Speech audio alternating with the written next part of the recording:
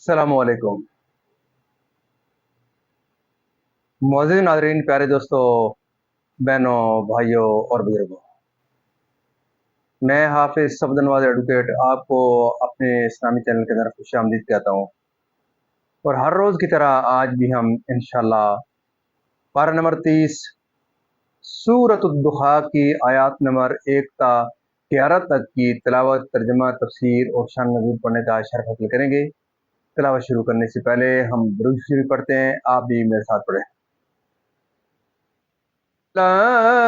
اللهم صل على محمد وعلى آل محمد كما صليت على إبراهيم وعلى آل إبراهيم إنك حميد مجيد.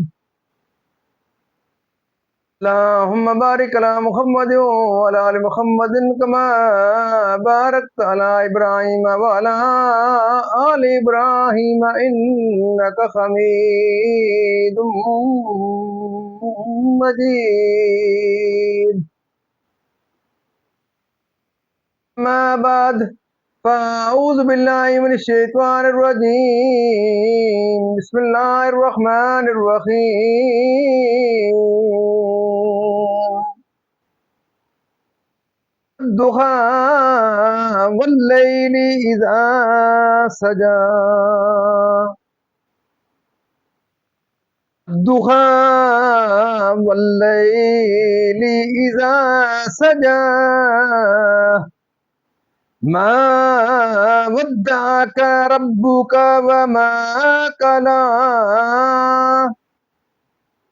وَلَلْآخِرَةُ خَيْرٌ لَكَ مِنَ الْأُولَى وَلَسَوْفَ يُؤْتِيكَ رَبُّكَ فَتَرْضَى. أَلَمْ يَجِدْكَ يَتِيمًا فَآوَى وَوَجَدَكَ ضَالًّا فَهَدَى وَوَجَدَكَ عَائِلًا فَأَغْنَى.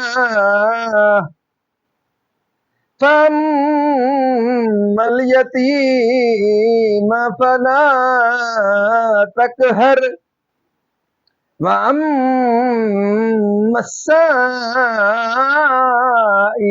فَلَا تَنْهَرْ وَأَمَّا بِنِعْمَةِ رَبِّكَ فَحَدِّثْ. صدق اللہ العظیم. ترجمہ: سورہ دخا مکی ہے۔ اللہ کے نام سے شروع جو نہایت مہربان رحم والا۔ اس میں 11 آیتیں اور 1 رکوع ہے۔ چاشت کی قسم اور رات کی جب پردہ ڈالے کہ تمہیں تمہارے رب نے نہ چھوڑا اور نہ مکرو جانا، اور بے شک پچھلی تمہارے لیے پہلی سے بہتر ہے، اور بے شک قریب ہے کہ تمہارا رب تمہیں اتنا دے گا کہ تم راضی ہو جاؤ گے۔ کیا اس نے تمہیں یتیم نہ پایا پھر جگہ دی، اور تمہیں اپنی محبت میں خود رفتہ پایا تو اپنی طرف راہ دی، اور تمہیں حاجت مند پایا پھر غنی کر دیا، تو یتیم پر دباؤ نہ ڈالو اور منگتا کو نہ جھڑکو، اور اپنے رب کی نعمت کا خوب چرچا کر دو۔ معزز ناظرین، یہاں تک اس کا ترجمہ اختتام پذیر ہوا۔ اب سورۃ دخا کی تفسیر اور اس کا شان نزول۔ سورہ دخا مکی ہے۔ اس میں 1 رکوع، 11 آیتیں اور 40 کلمے، 172 حرف ہیں۔ شان نزول: ایک مرتبہ ایسا اتفاق ہوا کہ چند روز وحی نہ آئی تو کفار نے بطریق تان کہا کہ محمد صلی اللہ علیہ وسلم کو ان کے رب نے چھوڑ دیا اور مکرو جانا۔ اس پر والدخا نازل ہوئی جس وقت کے آفتاب بلند ہو، کیونکہ یہ وقت وہی جس میں اللہ تعالیٰ نے حضرت موسیٰ علیہ السلام کو اپنے کلام میں مشرف کیا، اور اسی وقت جادوگر سجدے میں گرے مسئلہ چاشت کی نماز سنت ہے اور اس کا وقت آفتاب کے بلند ہونے سے قبل زوال تک ہے۔ امام صاحب کے نزدیک چاشت کی نماز 2 رکعتیں ہیں یا 4 ایک سلام کے ساتھ۔ بعض مفسرین نے فرمایا کہ دخا سے دن مراد ہے اور اس کی تائیکی عام ہو جائے۔ امام جعفر صادق رضی اللہ تعالی عنہ نے فرمایا کہ چاشت سے مراد وہ چاشت ہے جس میں اللہ تعالیٰ نے حضرت موسیٰ علیہ السلام سے کلام فرمایا۔ بعض مفسرین نے فرمایا کہ چاشت سے اشارہ ہے نور جمال مصطفیٰ صلی اللہ علیہ وسلم کی طرف، اور شب کنایا ہے اور آپ کے گیسوئے امبرین سے، یعنی آخرت دنیا سے بہتر، کیونکہ وہاں آپ کے لیے مقام محمود اور حوض مورود و غیر موعود اور تمام انبیاء و رسل پر تقدم اور آپ کی امت کا تمام امتوں پر گواہ ہونا اور آپ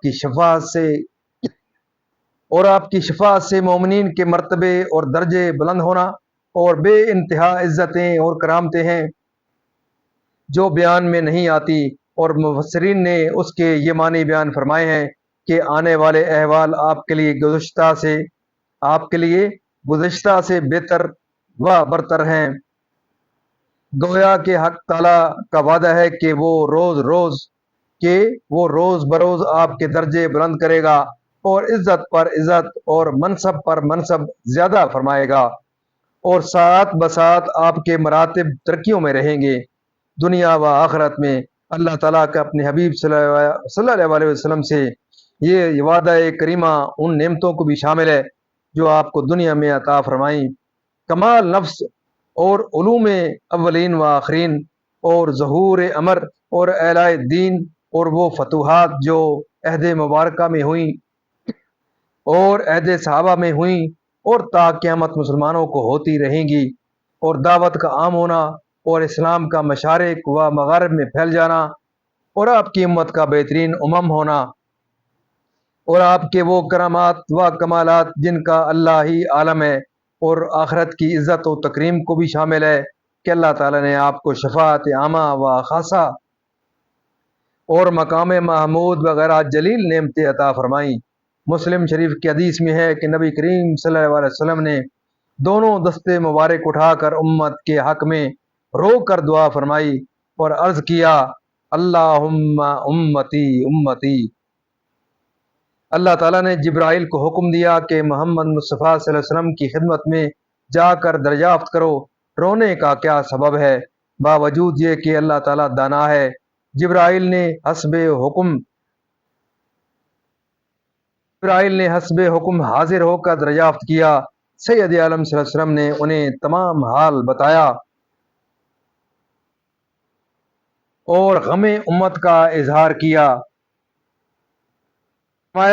جبرائیل امین نے بارگاہ الہی میں عرض کیا کہ تیرے حبیب یہ فرماتے ہیں، باوجود یہ کہ وہ خوب جاننے والا ہے۔ اللہ تعالیٰ نے جبرائیل کو حکم دیا، جاؤ اور میرے حبیب صلی اللہ علیہ وسلم سے کہو کہ ہم آپ کو آپ کی امت کے بارے میں ان قریب راضی کریں گے اور آپ کو گناہ خاطر نہ ہونے دیں گے۔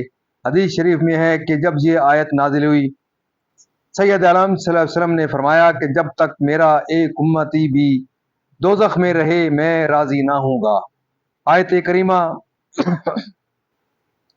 آیت کریمہ صاف دلالت کرتی ہے کہ اللہ تعالیٰ وہی کرے گا جس میں رسول راضی ہوں، اور احادیث شفاعت سے ثابت ہے کہ رسول کریم صلی اللہ علیہ وسلم کی رضا اسی میں ہے کہ سب گناہ گاران امت بخش دیے جائیں۔ روایت و حدیث سے قطعی طور پر یہ نتیجہ نکلتا ہے کہ حضور کی شفاعت مقبول اور حسب مرضی مبارک گناہ گاران امت بخشے جائیں گے۔ سبحان اللہ، کیا رتبہ علیہ ہے کہ جس پروردگار کو راضی کرنے کے لیے تمام مقربین تکلیفیں برداشت کرنے اور محنتیں اٹھاتے ہیں، وہ اس حبیب اکرم صلی اللہ علیہ وسلم کو راضی کرنے کے لیے عطا عام کرتا ہے۔ اس کے بعد اللہ تعالیٰ نے ان نعمتوں کا ذکر فرمایا جو آپ کے ابتدائے حال سے آپ پر فرمائیں۔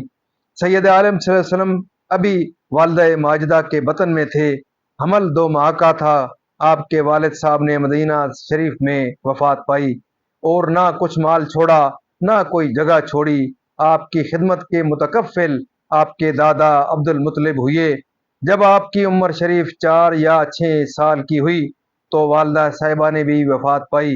جب عمر شریف 8 سال کی ہوئی تو آپ کے دادا عبد المطلب نے بھی وفات پائی۔ انہی نے اپنی وفات سے پہلے اپنے فرزند ابو طالب کو، جو آپ کے حقیقی چچا تھے، آپ کی خدمت و نگرانی کی وصیت کی۔ ابو طالب آپ کی خدمت میں سرگرم رہے یہاں تک کہ آپ کو اللہ تعالیٰ نے نبوت سے سرفراز فرمایا۔ اس آیت کی تفسیر میں مفسرین نے ایک معنی یہ بیان کیے ہیں کہ یتیم معنی یکتا و بے نظیر کے ہے، جیسے کہ کہا جاتا ہے در یتیمہ۔ اس تقدیر پر آیت کے معنی یہ ہے کہ اللہ تعالیٰ نے آپ کو عزت و شرف میں یکتا و بے نظیر پایا اور آپ کو مقام قرب میں جگہ دی، اور اپنی حفاظت میں آپ کے دشمنوں کے اندر آپ کی پرورش فرمائی، اور آپ کو نبوت و اصطفاء و رسالت کے ساتھ مشرف فرمایا، اور غیب کے اسرار آپ پر کھول دیے، اور علوم ما کان و ما یکون عطا کیے، اپنی ذات و صفات کی معرفت میں سب سے بلند مرتبہ عنایت کیا۔ مفسرین نے ایک معنی اس آیت کے یہ بھی بیان کیے ہیں کہ اللہ تعالیٰ نے آپ کو ایسا رفتہ پایا کہ اپنے نفس اور اپنے مراتب کی خبر بھی نہیں رکھتے تھے، تو آپ کو آپ کے ذات و صفات اور مراتب و درجات کی معرفت عطا فرمائی۔ مسئلہ انبیاء علیہ السلام سب معصوم ہوتے ہیں، نبوت سے قبل بھی، نبوت سے بعد بھی، اور اللہ تعالیٰ کی توحید اور اس کے صفات کے ہمیشہ سے عارف ہوتے ہیں۔ دولت